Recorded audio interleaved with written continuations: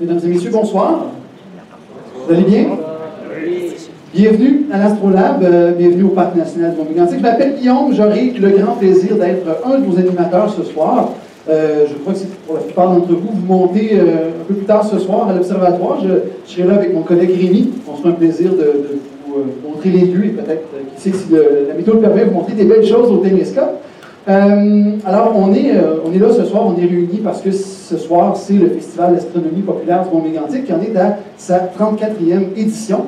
Et le Festival d'astronomie, c'est toujours une belle occasion pour le public de rencontrer ceux qui font la science, les astronomes. Et c'est pour ça qu'on organise des conférences comme celle de ce soir, qui sera donnée par Mme Lison Malo.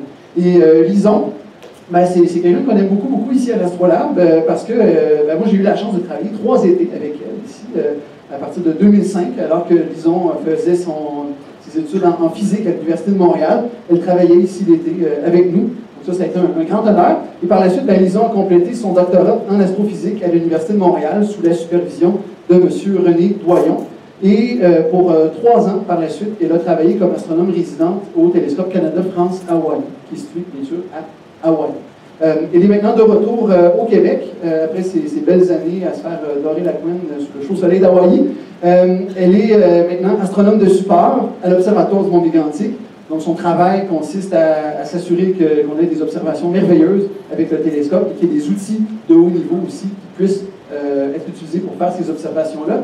Et aussi, Lison partage son temps avec l'IREX, l'Institut de recherche sur les exoplanètes. Elle est chercheur pour l'IREX. Et ben, ce soir, Lison vient nous parler des exoplanètes, des transits et de la science qui se fait ici à l'Observatoire du Mont-Mégantic. Alors, sans plus tarder, je vous demande d'accueillir chaleureusement Lison Malo.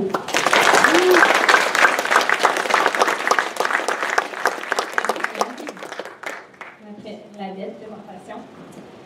Alors, ce soir, je suis vraiment très heureuse d'être avec vous pour célébrer le Festival d'astronomie, mais aussi le 10e anniversaire de la réserve de ciel étoilé dans laquelle on se trouve présentement.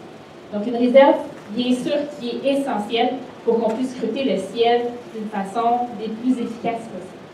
Alors, ce soir, je vous présente un peu les prouesses technologiques qui se sont déroulées dans les 6 derniers mois environ de l'Observatoire.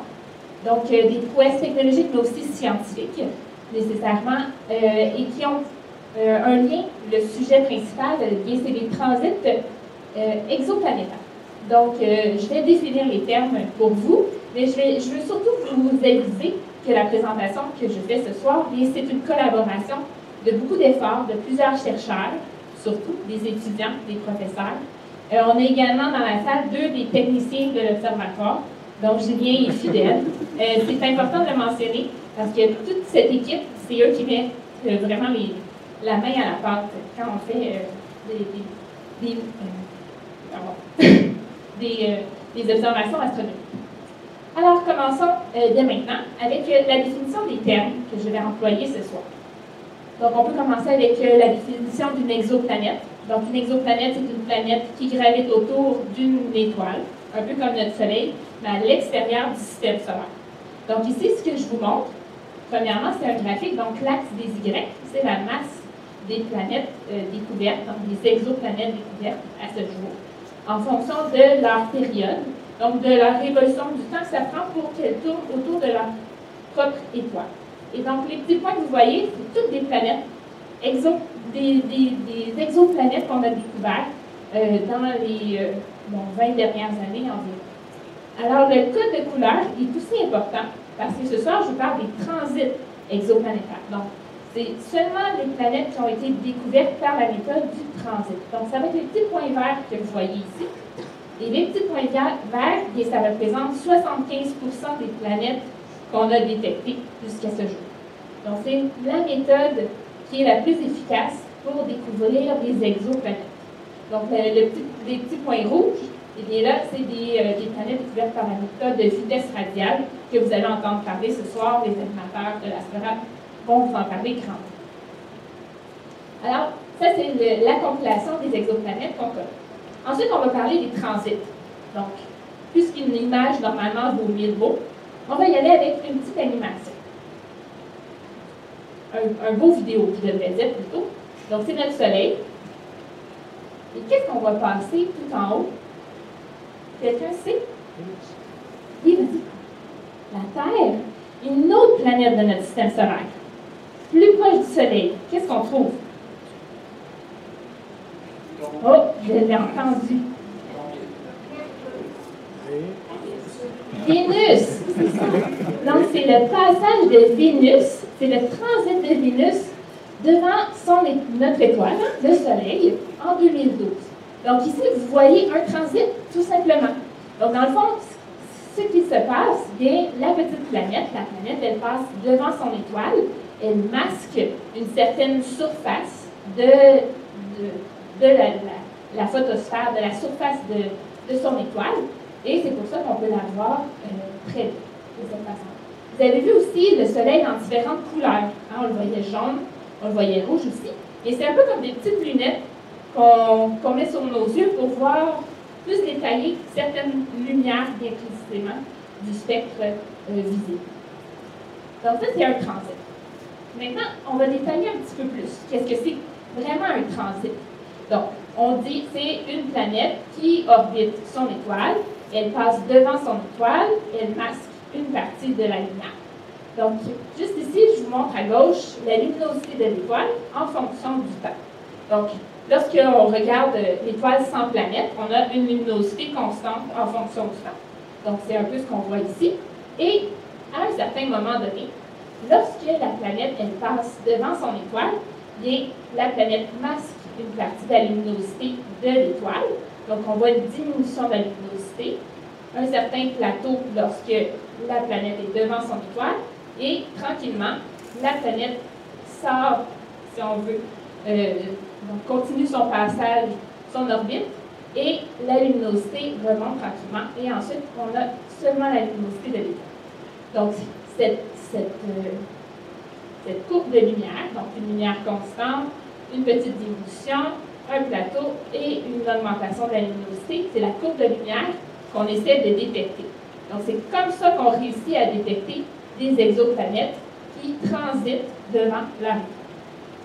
Et juste à votre droite, en haut, c'est plusieurs différents cas de figure de courbes de lumière.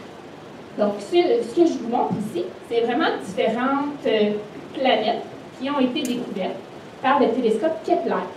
Donc, c'est un télescope spatial. Et donc, ce que vous voyez, c'est une petite planète, donc des planètes de différentes tailles, qui orbitent leur propre étoile. Et donc, on les voit passer devant leur étoile. Et vous voyez les courbes de lumière. Elles sont différentes. Donc, vous pouvez voir la profondeur de la diminution de la luminosité n'est pas la même pour tous les cas de figure. Non plus la longueur du plateau, juste ici dans le bas. Et ensuite, il y a également une différence dans la forme du transit. Il y en a des un petit peu plus piqués, il y en a des plus arrondis. Donc, on voit vraiment des différences, des caractéristiques de la planète qui gravite autour de son étoile. Donc, on peut savoir la taille de la planète comme ça, sa densité, est-ce qu'elle passe avec un certain angle devant son étoile. Donc, c'est différents cas de figure. Et finalement, ce que je veux vous montrer, c'est l'importance de la taille de l'étoile. Donc, à votre gauche, vous avez une étoile de type G, une étoile comme notre Soleil, grosso modo, et vous avez une petite planète qui passe devant son étoile. Vous voyez la courbe de lumière ici, donc une partie constante, ensuite la diminution de la luminosité, et on remonte. Maintenant, à votre droite, vous avez une étoile de type M. Donc, ce genre d'étoiles-là, c'est des étoiles plus petites, des naines M qu'on appelle, donc des naines rouges, qui sont plus petites. Et donc, si on conserve la même taille de planète, ce que vous voyez pour la courbe de lumière, par contre, ah bien là, on a une diminution de la luminosité qui est beaucoup plus flagrante. Et tout ça, bien, c'est un rapport de surface. Donc, l'étoile est plus petite, on masque une plus grande surface de la surface de l'étoile, et donc c'est plus facile de détecter une diminution de la luminosité. Alors, je vais faire une petite parenthèse sur les étoiles, parce que les étoiles, c'est ce qu'on veut voir ce soir, hein? C'est pour ça que vous avez fait tout le chemin, non? Oui. Donc, les étoiles, bien, il y en a de toutes les sortes. Et c'est important de vous les montrer ici sur un diagramme qui montre la brillance des étoiles en fonction de leur température. Donc, au milieu, vous avez le Soleil, donc notre étoile, qui est à peu près une étoile standard, si on veut. À votre gauche, tout en haut, vous avez des super géantes, des étoiles très, très chaudes, très brillantes. Et finalement, tout en bas, vous avez les naines rouges. Donc, ces petites étoiles qui sont beaucoup plus froides, mais on est super chanceux. Dans notre galaxie, 70% des étoiles sont des naines rouges. Donc, ce que ça fait, c'est qu'on a beaucoup plus de chances de découvrir des planètes autour des naines rouges parce qu'elles sont plus abondantes. Donc, la probabilité est plus grande. Alors, on retourne à nos transits. Donc, je vous ai expliqué un peu le processus, la méthode du transit. Mais maintenant, c'est bien de voir un premier transit. Et ça, c'est la première découverte d'un transit exoplanétaire. Donc, il faut retourner en 1999. C'est le Canadien chercheur et professeur David Charbonneau qui a fait cette découverte. Donc, ce que vous voyez sur le graphique, c'est toujours la brillance, la luminosité de l'étoile en fonction du temps. Et donc, on a deux observations indépendantes. Donc, le 9 septembre 1999, où on voit la luminosité constante de l'étoile. Oh, une petite diminution, on réaugmente, et ensuite, une autre constance. Donc, c'était la première planète détectée par la méthode du transit. Elle s'appelle HD 209-458. C'est un autre catalogue, tout simplement.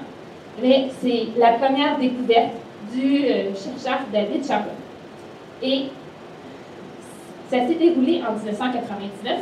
Maintenant, il faut se demander aujourd'hui, est-ce qu'on en connaît encore plus? Bien oui, c'est sûr. Donc, la technologie a avancé. On a encore des meilleurs outils pour mesurer la luminosité des étoiles et voir les variations. Et donc ici, je vous montre un petit portrait des transits qu'on connaît, des planètes qu'on a détectées par transit. Donc, ça va vous donner un peu le tournis, parce que vous allez voir tout ça bouger. Et j'ai commencé par décrire un peu la légende. Donc, les gros points, c'est des planètes grosses comme Jupiter. Tandis que les plus petits, les planètes sont à peu près grosses comme Mercure. Ensuite, le code de couleur, plus c'est bleu foncé, plus c'est froid comme surface de planète. Et donc, ce que je vous montre maintenant, en montrant tout ça,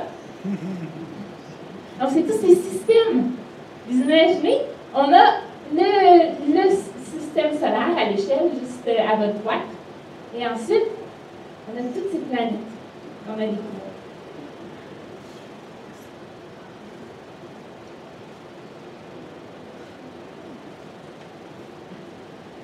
C'est la richesse des systèmes aussi. Vous pouvez voir, il n'y a pas un système qui se ressemble. Donc, on a des grosses planètes, des petites, sur des orbites très longues, très courtes. Et donc, en date de 2015, à peu près, le télescope spatial Kepler, il avait découvert à peu près 1000 quelques systèmes. Et donc, ici, le temps, il filait dans le haut, je pense que ça va jusqu'en 2013. Donc, on en connaît encore plus de nos jours. Et donc, en 1999, lorsqu'on a découvert le premier transit exoplanétaire, on s'est demandé, est-ce qu'on est capable de découvrir des lunes autour de ces planètes? Vous imaginez un système comme le nôtre. Donc, on a une planète qui est notre Terre, la bonne vieille Terre, et on a une lune qui gravite autour de nous. Alors, les chercheurs se sont demandé, est-ce qu'on peut y arriver? Ou est-ce que toutes les planètes ont des lunes, ou bien est-ce que c'est l'inverse? Alors, il faut creuser la question, il faut se demander, est-ce qu'il y a des lunes? Et donc, je veux vous montrer par une petite animation un peu le processus de découverte des lunes ou l'impact de la Lune sur l'orbite d'une planète. Donc, premièrement, vous avez la planète qui gravite autour de son étoile. Donc, lorsqu'il y a juste une planète dans le système, on peut mesurer très bien le temps, la durée nécessaire à la planète pour faire sa révolution autour de son Soleil. Donc, on mesure plusieurs fois. Donc, pour être sûr qu'on a bien mesuré, qu'on connaît bien la planète, on est capable de la caractériser. Maintenant, on va mettre un deuxième objet dans le système. Donc, ce n'est pas tout à fait une lune. C'est juste un autre corps rocheux, donc une autre planète. Mais vous pouvez vous dire que si la Lune, elle gravitait autour de la première étoile, la première planète, pardon, ça aurait un impact similaire. Donc, on mesure un premier passage de transit et qu'est-ce qu'on remarque? Bien, ce n'est pas le même temps. Donc, la durée a été plus courte. Ensuite, on remesure, oh, la durée est plus longue. Donc, qu'est-ce qui se passe? C'est vraiment l'interaction entre la première planète et la deuxième, ou une lune, qui influence l'orbite autour de son étoile. Donc, c'est très important de chronométrer ou d'être capable de chronométrer correctement la durée d'un transit. Il nous faut des bons chronomètres à ce moment-là. Donc, il nous faut des bons chronomètres. Il faut aussi avoir des bonnes techniques ou être assez chanceux pour pouvoir bien mesurer la luminosité des étoiles. Et sur la Terre, il y en a des grands défis. Hein, vous vous en doutez sûrement. La petite couche d'atmosphère qui nous garde en vie, bien, elle a des impacts. Des impacts comme je vous montre ici à votre droite. Donc, vous avez un premier observatoire qui pourrait s'appeler le site A ou 1. Et donc, lorsqu'on a une atmosphère très calme au-dessus de nous, bien, on peut voir la planète Jupiter avec toutes ces belles bandes d'atmosphère, une image très nette. Tandis que si l'atmosphère est un peu brouillée, hein, de la chaleur, de la convection, eh bien, à ce moment-là, lorsqu'on va regarder la planète Jupiter, puis on va la voir brouillée aussi. Donc, on perd du détail, on perd la luminosité de notre étoile et c'est un peu plus difficile à observer des transits à partir de la Terre. Donc, dans ce temps-là, c'est plus facile d'aller dans l'espace. Et aussi, bien, il faut parler du couvert nuageux. Hein, au Québec, on est chanceux. Donc, à ce moment-là, il faut chasser les nuages pour réussir à bien observer nos transits. Alors, c'est sûr que tous ces défis, donc on essaie de mesurer des transits, on essaie de détecter des lunes, on joue un peu avec, on a des défis à relever sur la météo, et il y a quand même des équipes internationales qui se sont dit, on s'essaie. Donc, on essaie de trouver, de détecter des exoplanètes par la technique des transits ou des lunes. Donc, je vous en montre trois équipes internationales qui ont fait le pari qu'ils étaient capables de détecter ce genre de système. Donc, premièrement, SuperWAS, qui a été construit en 2004. Donc, deux télescopes, comme vous les voyez à votre gauche. Donc, c'est des téléphotos, hein, des lentilles avec lesquelles on met des petits détecteurs au bout. Donc, 8 caméras. Et on est déjà à 63 exoplanètes de détectés. Très bien. Ensuite, un autre HAPNet, donc un autre système assez similaire, 7 télescopes. Et encore une fois, une soixantaine d'exoplanètes découvertes. Et finalement, M-Earth, qui est un super réseau de 8 télescopes de 40 cm. Et ce qui est magique, ce que je vous montre ici, c'est que tout ça est automatisé. Donc, il n'y a pas personne derrière son ordinateur qui contrôle les télescopes. C'est un programme informatique qu'on a constitué et on contrôle à distance les 8 télescopes. Donc, il existe 2 observatoires comme ça, un dans l'hémisphère nord, un dans l'hémisphère sud. Et toute la nuit, on scrute le ciel.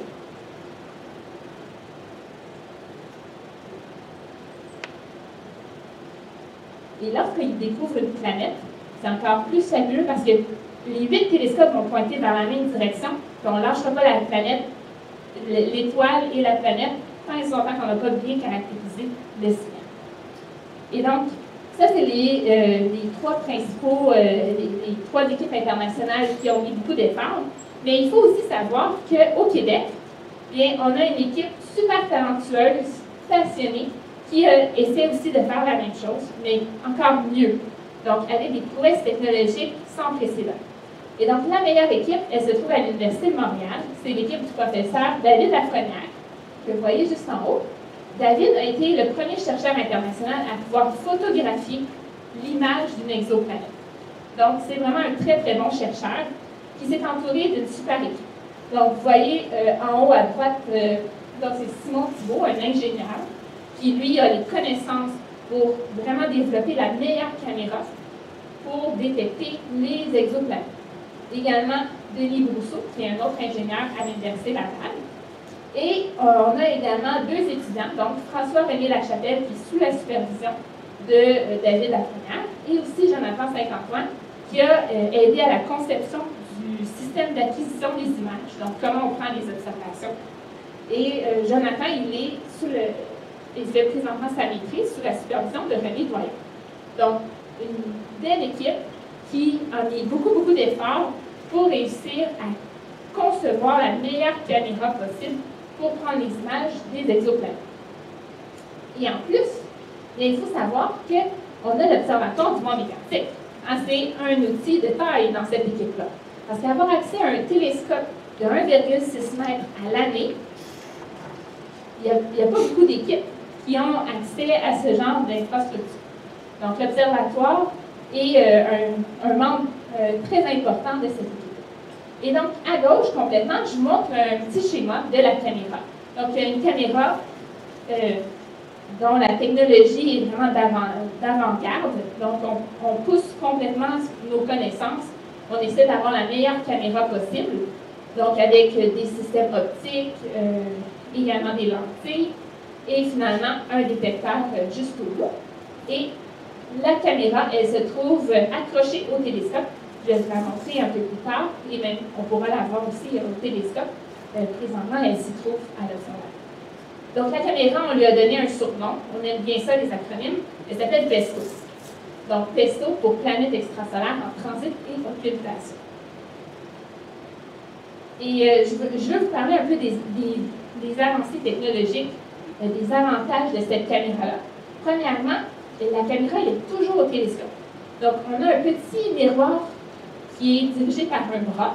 Et donc, on peut mettre la caméra en fonction ou on peut tout simplement la désactiver très rapidement au cours d'une nuit. Donc, si on trouve une exoplanète dans un autre projet ou une équipe internationale nous appelle et nous dit il faudrait observer cette étoile-là, bien, c'est possible de bouger très rapidement pour mettre en activation la caméra. Et je vous la montre ici. Donc, la lumière du télescope, elle arrive comme de haut vers le bas, comme ça. Et le bras ici, avec le petit miroir, se déplace tranquillement pour aller intercepter la lumière qui va être redirigée dans cette direction-là. Et c'est là qu'on trouve à droite complètement la caméra. Donc, ça, c'est l'avantage principal de la caméra PESTO. Le deuxième avantage, c'est qu'on est capable de prendre des images à une très haute fréquence temporelle. Donc, du 10 à 100 Hz. Donc, ça veut dire près de 10 à 100 images à la seconde. Donc, on est capable d'enregistrer beaucoup de lumière très rapidement, ce qui nous permet de bien chronométrer la courbe de luminosité de l'étoile en fonction du temps. Et ce qui est encore plus révolutionnaire, c'est le détecteur. Donc, la petite caméra, elle a un détecteur, un peu comme dans vos téléphones cellulaires. Mais le détecteur, il est révolutionnaire. C'est un EMCCD qui a été conçu par la compagnie NuVu à Montréal. Et le cofondateur de la compagnie NuVu, c'est Olivier Daigle, qu'on voit ici, juste en face du télescope du Mont Mégantic. Parce que Olivier Daigle, il a fait sa thèse de doctorat à l'Université de Montréal en concevant cette caméra-là. Donc, ce EMCCD a été développé, conçu durant sa thèse de doctorat et donc testé à l'Observatoire du Mont Mégantic en 2007. Donc, on reste vraiment dans la famille. Donc, quelqu'un qui construit quelque chose, qui donne l'information, qui donne les connaissances à un autre projet, et on continue comme ça. C'est vraiment magnifique. Et donc, on voit Olivier qui est vraiment tout sourire parce qu'il recevait en 2009 le prix du public pour la découverte Québec Science de la vie, quand même. Donc, le détecteur, c'est vraiment un détecteur révolutionnaire et on l'utilise dans la caméra PESTO. En quelques chiffres, bon, donc on a un bon chronomètre pour notre caméra, un super système GPS qui nous permet vraiment de roder les images très précisément à la milliseconde. Ensuite, on peut placer des lunettes qui nous permettent de séparer la lumière très précisément pendant les observations. On a des images à la tonne, bien sûr, parce que si on prend une vingtaine d'images à la seconde pendant environ 4 heures de temps, normalement un transit c'est 4 heures d'observation, bien vous pouvez vous douter qu'on est rapidement à 300 000 images dans toute la nuit. Donc quand même, il faut pouvoir les les mettre sur un disque, sur un ordinateur, et après ça, les transférer pour l'analyse. La caméra Pesto a été construite avec un petit moyen budget quand même. Donc, beaucoup d'efforts humains pour réussir à faire fonctionner cette caméra, qui a vu ses débuts vraiment en septembre passé. Donc, c'est une toute nouvelle caméra et on commence à faire beaucoup d'observations avec celle-ci. Et vous voyez ici François-René Lachapelle qui est vraiment en train de tourner les vis, essayer d'optimiser sa caméra pour prendre les meilleures données possibles. Alors, c'est quoi prendre des données? Ça veut dire quoi? Donc, ça veut dire quoi observer une étoile? Eh bien, c'est ce que je vous montre ici. Donc, juste par exemple, le 29 avril dernier, on observait l'étoile WASP 104. Donc, c'est le télescope que je parlais, Super WASP. Bon, on a choisi une de ces étoiles-là. On sait qu'il existe une planète qui gravite autour de son étoile. Et on essaie de mesurer le transit. Donc, c'est chaque image, je vous l'ai mis dans un petit vidéo. Donc, c'est comme une façon un peu accélérée de voir la prise des observations. Donc, WASP 104, c'est cette petite étoile. Et on a aussi 3 étoiles de comparaison, de référence. Donc, c'est sûr qu'on veut regarder plusieurs étoiles en même temps pour s'assurer que la luminosité qu'on va mesurer, eh bien, c'est celle vraiment du passage de la planète devant son étoile. Et donc, après, avec toutes ces observations, donc, on avait cette nuit-là pas loin de 100 000 images à analyser. Donc, on a décidé de mesurer la luminosité de chacune des étoiles, de la comparer entre elles. Et juste à votre droite, ce que vous voyez, c'est le résultat final. Donc, c'est la luminosité de l'étoile WASP 104 en fonction du temps. Et donc, on a la petite luminosité constante de l'étoile et à un certain moment, on est capable de mesurer une diminution de la luminosité, l'augmentation de l'autre côté et encore une partie constante. Donc, c'est vraiment la planète qu'on détecte à ce moment-là. Et c'est vraiment intéressant de caractériser la planète. Parce que dans le fond, la luminosité ou l'amplitude de la baisse de la luminosité, ça nous donne directement le rayon de la planète. Donc, c'est génial. On caractérise les planètes avec ce genre d'observation à l'Observatoire du Mont Mégantic. Et donc, la question que vous pouvez vous poser maintenant, c'est est-ce qu'on a détecté les lunes? Oui? Ah, mais c'est bon! Il y a des gens vraiment optimistes. Donc, on fait les observations depuis, je vais vous dire, peut-être 2 mois où est-ce que la caméra elle est fixe. Et on n'est plus en train de modifier les paramètres. Et donc, malheureusement, pour l'instant, on n'en a pas encore. Mais on travaille fort. Inquiétez-vous pas. On ne lâche pas. Mais par contre, il y a plein d'autres beaux projets qui s'en viennent à l'Observatoire du Mont Mégantic. Et donc, je vais prendre les quelques minutes qui restent vraiment pour vous parler un peu plus de ces projets-là. Donc, en février dernier, on annonçait la détection de 7 planètes dans un système solaire, dans un système exoplanétaire, dans le fond. C'était autour de l'étoile Trappiste 1. Est-ce que vous en avez entendu parler dans les médias? Oui? À main levée? Ah oui, quand même! Génial! Donc, l'étoile Trappiste 1, il y a 7 planètes qui gravitent autour de cette étoile. C'est magique. 7 planètes qui ont environ la taille de la Terre. Quand même. Et donc, ici, ce que vous voyez, c'est vraiment une vue d'artiste, une illustration de ces planètes. Donc, un agrandissement, si on veut, en comparant avec, si on veut, le système solaire. La zone qui est verte, juste ici, c'est ce qu'on appelle la zone habitable. Donc, c'est une région autour de l'étoile où est-ce que la température de surface, dans le fond, la température des planètes, est à peu près à la bonne température pour retrouver de l'eau. Donc, de l'eau sous forme liquide. Et c'est ni trop chaud, ni trop froid. Donc, juste la bonne température. Et ce qui est encore plus intéressant, c'est que les planètes du système Trappiste 1 sont observables de l'Observatoire du Mont Mégantic. Donc, avec la caméra Pesto, d'ici, donc on commence les observations à l'Observatoire du Mont Mégantic le 21 juillet. Donc, le 21 juillet et ensuite Vous avez toutes les dates, donc au mois d'août, au mois de septembre, on va observer encore le système. Et je vous montre un peu là, les planètes aussi qu'on va observer. Donc là, vous pouvez vous poser la question, mais pourquoi on va réobserver des planètes qu'on connaît déjà? Hein, parce qu'il y a plein d'équipes internationales qui vont faire le même processus.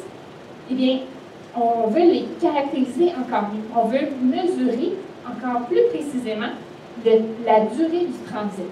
Donc, la durée du transit est très importante pour bien caractériser le rayon de la planète. Et donc, du rayon, on peut déduire la masse, la densité de chacune des planètes. Et ça, c'est très important. Donc, au mois d'août, au mois de septembre, on va observer chacun des transits plusieurs fois. Donc, admettons la planète B, bien, on va l'observer presque 4 nuits consécutives durant à peu près 1h30 à 2 heures à chaque fois. Donc, vraiment pour bien caractériser les propriétés de la planète. Et une raison aussi particulière pourquoi on veut faire l'exercice à l'Observatoire du monde galactique, eh bien, c'est parce que notre équipe de chercheurs, David Lefrenière, René Doyon, qui est le directeur de l'Observatoire du monde galactique, eh bien, ils ont participé, en haut à votre droite, là, je vous montre le télescope spatial James Webb. Donc, ils ont participé à la construction d'une des caméras qui va prendre son envol dans le télescope, avec le télescope, très bientôt, donc en novembre 2018. Et en construisant cette caméra très précise pour l'observatoire, ils ont eu du temps d'observation en échange. Donc, ils ont reçu un certain nombre d'heures qui sont pour eux, donc pour l'équipe scientifique qui a construit la caméra. Et donc, l'équipe scientifique a décidé que les planètes trappistes, de l'étoile trappiste, eh bien, il y aurait 3 planètes, bien précisément, qu'on veut observer avec le télescope James Webb. Et donc, c'est un télescope spatial. Et quand on parle de télescope spatial, eh bien, c'est sûr qu'on ne peut pas déplacer trop nos observations lorsqu'on nous donne un certain moment. Eh bien, c'est là qu'il faut faire nos observations. Donc, on veut s'assurer qu'on connaît très, très bien le début et la fin des transits de chacune des planètes. Vraiment pour bien débuter l'observation et bien caractériser les propriétés de la planète. Donc, vous voyez ici les propriétés comme on les connaît à ce jour. Mais il est certain que les planètes E, F, G et H, on connaît la précision de la durée, en fond, de leur révolution autour de l'étoile, d'à peu près une trentaine de minutes, à une trentaine de minutes près. Donc, c'est très important de la réobserver plusieurs fois pour s'assurer qu'on diminue l'incertitude ou l'erreur qu'on a présentement sur la durée du transit. Donc, c'est des observations qui sont prévues pour juin et juillet 2019. Donc, il faut être prêt à ce moment-là à pouvoir les observer, puisque c'est des planètes, donc 2 des 3 planètes, elles se trouvent dans la zone habitable autour de leur étoile. Donc, il y a vraiment des chances qu'à ce moment-là, on puisse vraiment détailler l'atmosphère de ces planètes quand elles vont passer devant leur étoile. C'est vraiment un très, très beau projet. Et donc, c'est pour ça que l'Observatoire du monde galactique y participe pleinement. Et je vais terminer la présentation avec juste quelques résumés grossiers. Donc, c'est sûr que les prochaines années vont être super importantes pour l'Observatoire du monde galactique parce qu'on veut observer plusieurs planètes. On veut détecter des lunes autour de ces planètes, mais aussi on va caractériser encore mieux les planètes qui gravitent autour de l'étoile trappiste. Et ces observations-là débuteront très bientôt, le 21 juillet. Donc, si Dame Nature peut être de notre côté cette fois-ci, on aimerait ça vraiment pouvoir bien les caractériser. Et également, je vous souligne que le 40e anniversaire de l'Observatoire, c'est l'année prochaine. Donc, je vous invite à revenir l'année prochaine parce qu'il va y avoir encore plus d'activités. 40 ans quand même pour notre télescope. Il faut savoir qu'il existe un télescope de recherche au Québec et dans le Canada, il y en a 3 total. Et l'Observatoire du monde galactique, c'est vraiment une plateforme de recherche pour les étudiants, pour les technologies. Donc, je vous invite à revenir l'année prochaine. Et également, comme petite annonce aussi, si vous connaissez des jeunes du secondaire qui sont intéressés par la science, et sachez qu'on a un concours Astronome d'une nuit. Donc, on les invite à venir passer, donc participer participer à une nuit de formation avec nous durant le mois de septembre. Donc, il faut s'inscrire, mais dites-leur de s'inscrire en grand nombre. Donc, ça va être une activité assez palpitante. Et finalement, bien, je vous souhaite une bonne soirée d'observation. Un gros merci. Et vous dire qu'on va être en très bonne compagnie au sommet. Donc, il y a les animateurs de l'Astrolabe, mais vous avez aussi Fidèle et Julien qui seront là pour répondre à toutes vos questions. C'est ça. Merci.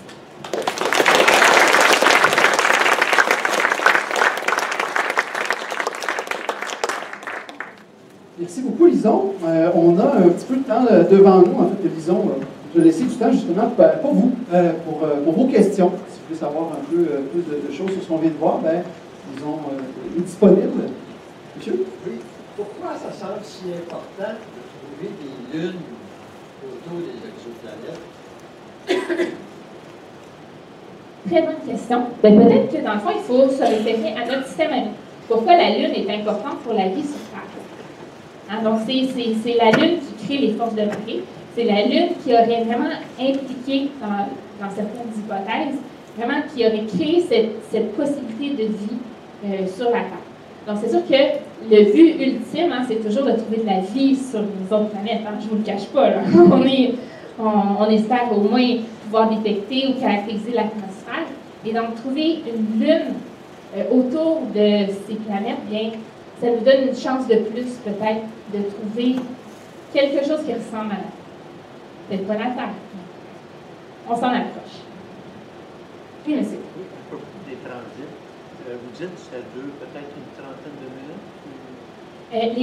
La précision qu'on a sur le début et la fin du transit de Trappist, de certaines planètes de Trappist, c'est à peu près 30 minutes. Mais un transit normal, c'est environ 4 heures d'observation. OK. Mais ça, cette planète-là est en orbite autour de son étoile. Est-ce qu'on peut penser, quoi, qu'il va y avoir des années avant que le même transit se reproduise? Non, c'est ça. Dans les caractéristiques des planètes les plus, la B, la C, la D, elles ont des orbites de quelques jours, tout Elles simplement. sont très proches. Oui, c'est ça. Elles sont très, très proches de son étoile, tandis que la E, F, G, H, elles ont des orbites plus d'une dizaine de jours approximativement. C'est pour ça qu'on connaît moins bien la durée du transit. OK, parce que j'imagine qu'on se reporterait sur une exoplanète, on examinerait la Terre, qui passerait devant le Soleil, à cause de l'orbite, il verrait à quelle fréquence là, le transit. C'est ça. Il est à peu près dans ces eaux-là. Donc, la durée de la révolution de la planète autour de son étoile, donc entre quelques jours et quelques dizaines de jours, dépendamment de laquelle on Parce que regarde. déjà, nous autres, ici, au pire, c'est relatif, on met quand même un ami. Oui, 365 jours, oui. Mais là, on parle de planètes qui gravitent encore plus rapidement. OK, qui tournent très, très vite. Oui, autour de leur étoile. Et l'étoile aussi, elle est plus petite. Hein. Donc, ça, je m'excuse, je ne l'ai pas mentionné, c'est une étoile, une naine rouge. Donc, une plus petite étoile comparativement à notre Soleil. Un autre des avantages des naines rouges, c'est que les planètes qui se trouvent dans la zone habitable vont tourner en quelques jours seulement. Donc, on peut observer les transits à une plus grande fréquence. Si on veut étudier ces systèmes-là, les caractériser, on a avantage à les observer souvent, les transits. Oui, on la voit bien. Merci, Guillaume. Oui. Si on poussait les moyens de détection encore plus loin, est-ce qu'on pourrait observer des planètes autour des naines brunes, encore probablement plus petites que les naines rouges, qui émettent moins de lumière? Oui, tout à fait. Donc, les naines brunes, c'est vraiment des étoiles qui n'ont pas réussi à contracter assez les couches internes de leur enveloppe, dans le fond, pour débuter les réactions nucléaires. Donc, un peu comme notre Soleil. Hein, le Soleil, il a des réactions nucléaires à l'intérieur. Il brûle, en quelque sorte, du gaz, et c'est comme ça qu'il émet sa lumière. Les naines brunes, par contre, bien, elles n'ont pas cette possibilité-là de brûler du gaz. Donc, elles rayonnent toujours leur énergie.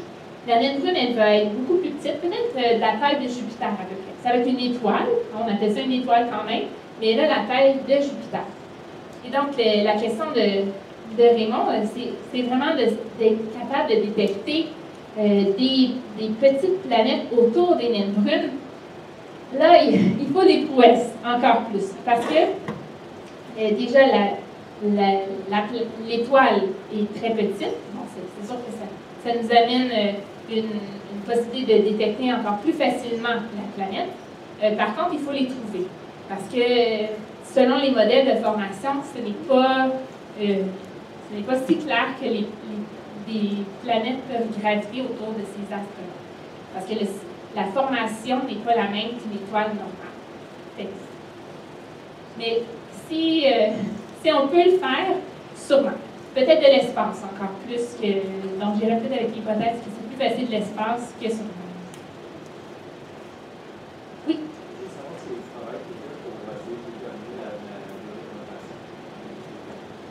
La durée de rotation des planètes, et ça, c'est vraiment une très, très belle question parce qu'on a travaillé sur un article scientifique très récemment là-dessus. Oui.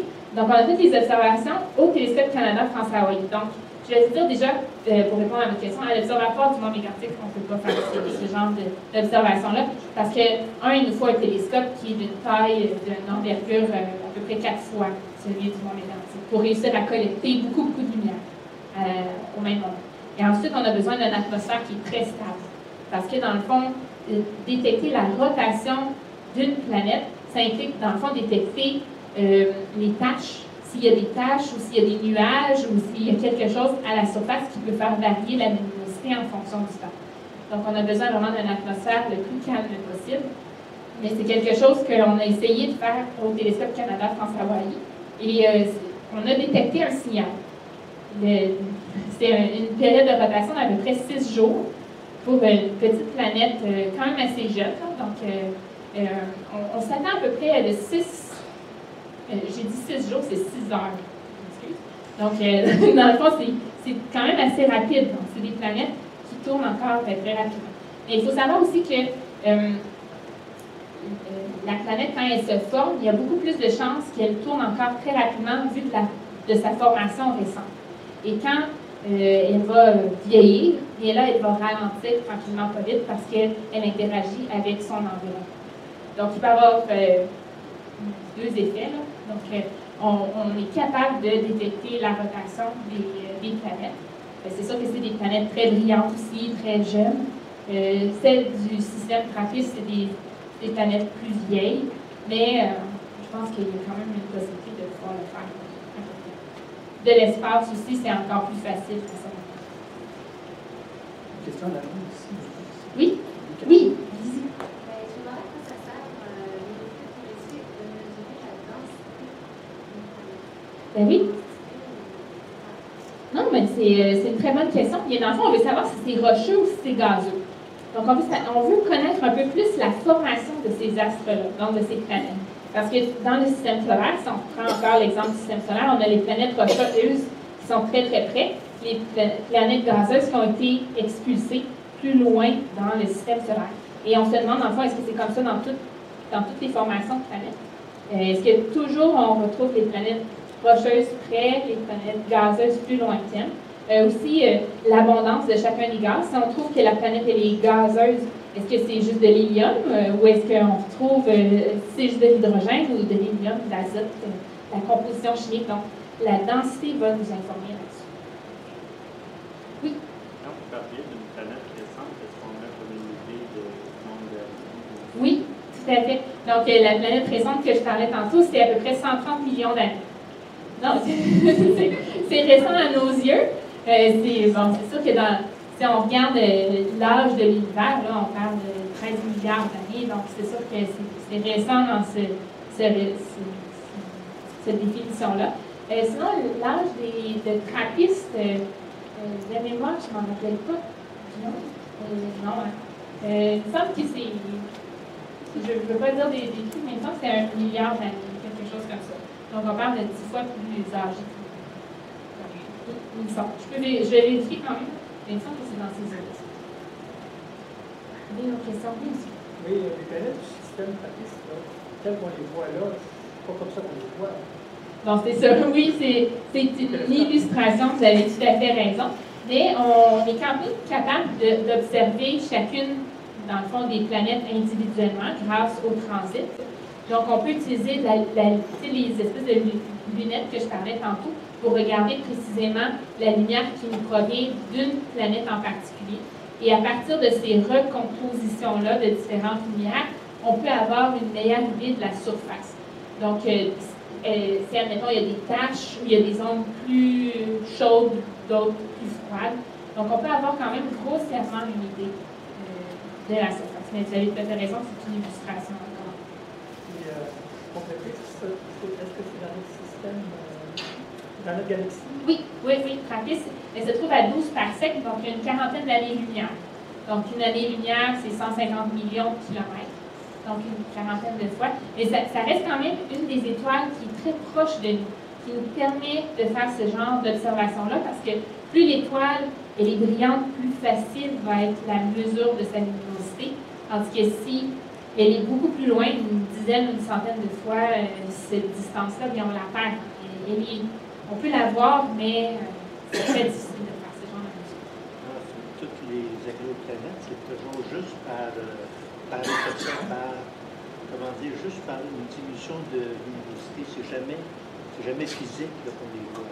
Non, dans le fond, il y en a quelques-unes des planètes imagées, comme David Lafrenière, que je parlais tantôt, c'était le premier chercheur à avoir pris une photo directement. Mais habituellement, ces planètes, elles ne se trouvent pas très près de leur étoile. Elles vont être beaucoup plus éloignées pour qu'on puisse vraiment bien les voir. Quand la planète est très proche de son étoile, eh bien, elle éblouit cette étoile-là, donc elle disperse un peu sa lumière. Donc à ce moment-là, c'est plus difficile de les imager. Mais si la planète est un petit peu plus éloignée, on peut le faire. Il y a juste le petit clin d'œil, le comique, là. Les trappistes, oui. Ça n'a rien à voir avec les frères trappistes. Non, c'est un télescope. Donc, c'est un télescope belge. C'est ça. Ils ont été mis de cette façon. Il y avait une autre question aussi. Oui? L'analyse de l'atmosphère des exoplanètes, même si le télescope est dans l'espace, ça reste quand même fiable? Oui, tout à fait. Parce qu'il n'y a pas d'atmosphère entre le télescope et les planètes. Et donc, l'instrument qui a été conçu par l'équipe de Montréal, en partie, donc c'est vraiment un spectrographe. Comme ça, on décompose la lumière dans l'atmosphère de la planète lorsqu'elle passe devant son étoile. Donc, c'est quand même quelque chose. On a la lumière de l'étoile, on a la planète, et comme si vous étiez le spectrographe, donc vous voyez l'atmosphère de la planète à travers l'étoile. Donc, c'est une méthode très fiable. L'instrument a été caractérisé pendant une dizaine d'années. On va aussi faire des observations, dédoubler les observations, si je peux le dire comme ça. Donc, on va observer une planète dont on connaît déjà l'atmosphère et on va s'assurer qu'on est capable de reproduire bien les bonnes caractéristiques. Et ensuite, on va aller découvrir d'autres atmosphères. Pour revenir sur la question tout à l'heure, sur l'âge de TRAPPIST, oui. une étude qui a été soumise en juin dernier, qui n'a probablement pas été révisée encore, mais les chercheurs arrivent à 7,6 milliards d'années, plus ou moins 2 milliards d'années. Donc, certaines incertitudes. Donc, c'est encore plus vieux que ce que je pensais. Donc, la moitié. Oui, vas-y.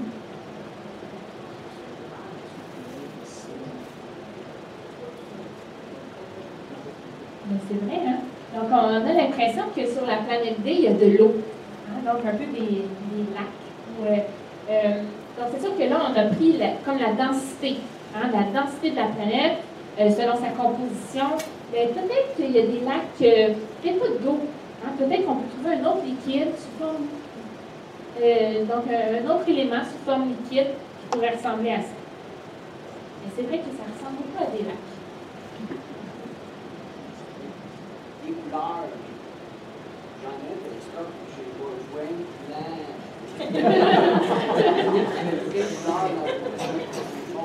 Oui, c'est comme ça, en réel, c'est vraiment... Bon, c'est sûr qu'il y a une vue d'artiste, hein, de tout ça. Mais par contre, c'est vraiment la combinaison, la superposition de plusieurs observations. Oui, la zone habitable. C'est une vert, donc c'est une zone propice.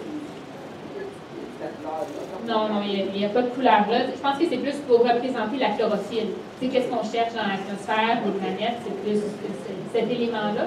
Mais par contre, c'est la schématisation ou la vue d'artiste, c'est vraiment une composition d'observation de différentes lumières. Donc, on peut regarder, comme vous, votre télescope, si vous mettez des filtres qui bloquent une certaine longueur d'onde, donc une certaine partie de la lumière, vous allez la voir différemment, mettons une étoile ou une planète. Donc, c'est vraiment en faisant une recomposition, si on veut, de toutes ces lumières-là qu'on peut réussir à avoir quelque chose qui ressemble à ça. Mais il y a quand même une vie d'artiste, hein? Il faut rendre ça beau, quand même. on met un petit peu plus, mais sinon, globalement, là, les tâches, comme on utilisait ici les lacs, ou plus qu'est-ce qu'on recherche forme liquide ou gazeux, ça, c'est plusieurs observations à différentes longueurs. Oui, madame. Est-ce que les planètes sont toujours rondes? Oui, ils sont pas mal. Non, les planètes sont rondes parce que, dans le fond, c'est sûr que si elles tournent plus rapidement, on peut avoir quelque chose peut-être un petit peu plus ovale, mais ça reste rond à cause de la formation, tout simplement. Donc, dans le fond, quand le gaz s'est contracté pour former l'étoile avec la force de rotation, ça devient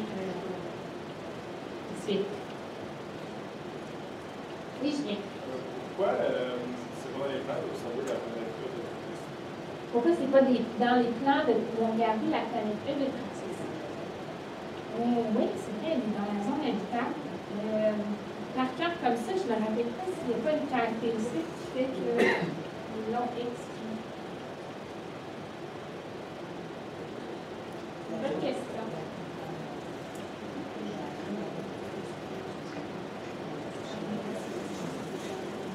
Donc, les planètes ont déjà été sélectionnées.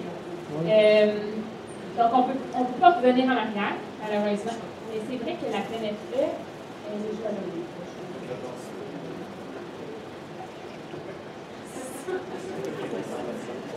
C'est sûr qu'il y a une raison, mais je pense que je la connais. On peut réussir à trouver la réponse.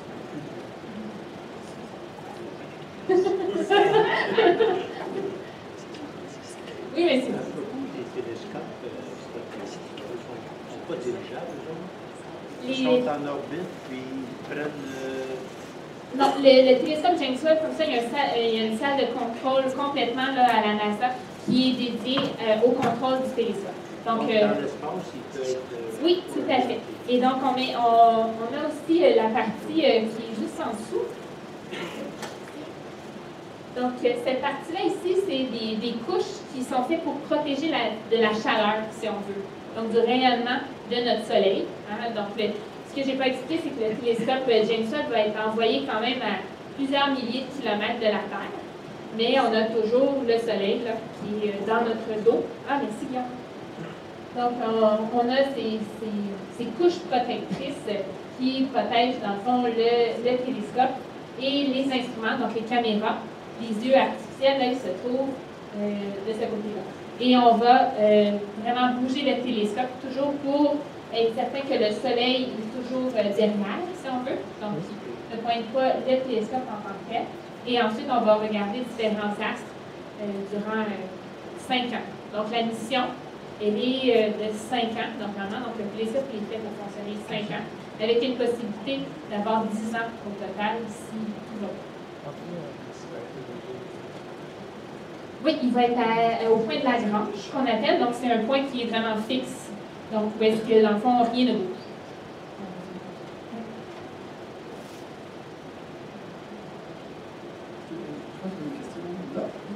Oui? Vous avez dit tantôt que vous allez chercher une source de vie dans le système. Oui, on va caractériser. Vous pouvez savoir s'il y en a d'autres, si vous évaluez juste la surface de la planète. Oui, on va évaluer l'atmosphère de la planète. Donc, premièrement, on va essayer de trouver l'atmosphère de la planète. Et si on la trouve, on va essayer de voir si dans l'atmosphère, on peut voir de l'oxygène, admettons. Ou est-ce qu'on peut voir, dans le fond, du CO2. Donc, c'est des éléments chimiques qui, eux, peuvent nous aider à déterminer s'il y a de la vie comme on la connaît sur la Terre ou non.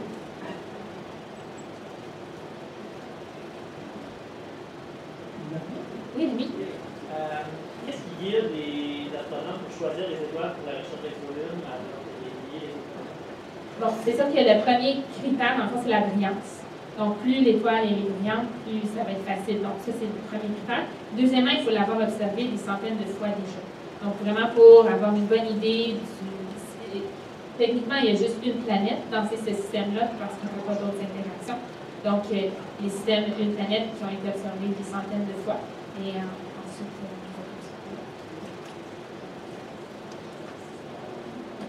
Alors, disons, encore une fois, merci beaucoup. Merci à tous pour vos questions.